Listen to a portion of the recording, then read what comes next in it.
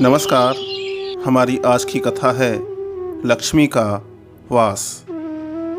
एक निर्धन व्यक्ति था।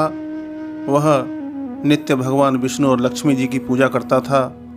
एक बार उसने दीपावली के दिन भगवती लक्ष्मी की श्रद्धा भक्ति से पूजा अर्चना की। उसकी आराधना से लक्ष्मी जी प्रसन्न हुईं। वह उसके सामने प्रकट हुईं और उसे एक अंगूठी भेंट देकर अदृश्य हो गईं। वह अंगूठी कोई सामान्य अंगूठी नहीं थी। उसे पहनकर जैसे ही अगले दिन उसने धन पाने की कामना की, उसके सामने धन का ढेर लग गया। इसी बीच उसे भूख लगी तो मन में अच्छे पकवान खाने की इच्छा हुई। कुछ ही पल में उसके सामने अच्छे अच्छे पकवान आ गए। अंगूठी का चमत्कार मालूम पड़ते ही उसने अपने लिए आलीशान बंगला, नौकर चाकर आदि तमाम सुविधाएं प्राप्त कर लीं। वह भगवती लक्ष्मी की कृपा से उस अंगूठी के कारण सुख से रहने लगा। अब उसे किसी प्रकार का कोई कष्ट, दुख या चिंता नहीं थी। नगर में उसका बहुत नाम हो गया। एक दिन उस नगर में जोरदार तूफान के साथ बारिश होने लगी। कई निर्धन लोगों के मकानों के छप्पर उड़ गए। लोग इधर उधर भागने लगे। तभी एक वृद्ध स्त्री उसके बंगले में आई। उसे देखकर वह व्यक्ति गरज कर बोला, कहाँ चली जा रही है? वृद्ध स्त्री ने कहा, मौसम बहुत खराब है, कुछ देर के लिए तुम्हारे यहाँ रहना चाहती हूँ।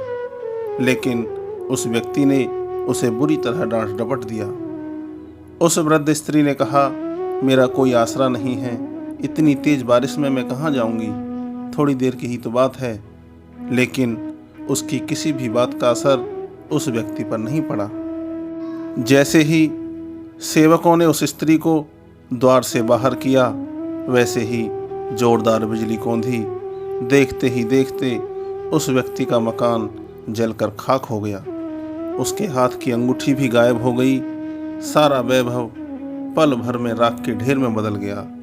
उसने आंख खोलकर जब देखा तो सामने लक्ष्मी जी खड़ी थीं। जो वृद्ध स्त्री कुछ देर पहले उसके सामने दीनहीन होकर गिड़गिड़ा रही थी, वही अब लक्ष्मी जी के रूप में उसके सामने मंद मंद मुस्कुरा रही थी। वह समझ गया कि उसने वृद्ध स्त्री को नहीं बल्कि साक्षात लक्ष्मी जी को घर से बाहर निकाल दिया है। वह भगवती के चरणों में गिर पड़ा। देवी बोली, तुम इस योग्य नहीं हो।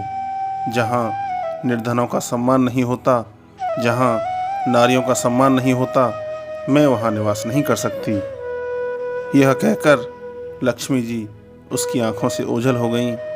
इसलिए सभी को एक सीख लेनी चाहिए कि चाहे घर हो या बाहर, बड़े बुजुर्गों का और नारी का सम्मान हमेशा करना चाहिए, क्योंकि जहाँ इनका सम्मान होता है वहीं लक्ष्मी जी का वास होता है। दोस्तों, अगर आपको हमारी यह कथा पसंद आई हो तो हमारे चैनल को सब्सक्राइब कीजिए, वीडियो को लाइक कीजिए और ज़्यादा से ज़्यादा शेयर कीजिए। जय महालक्ष्मी।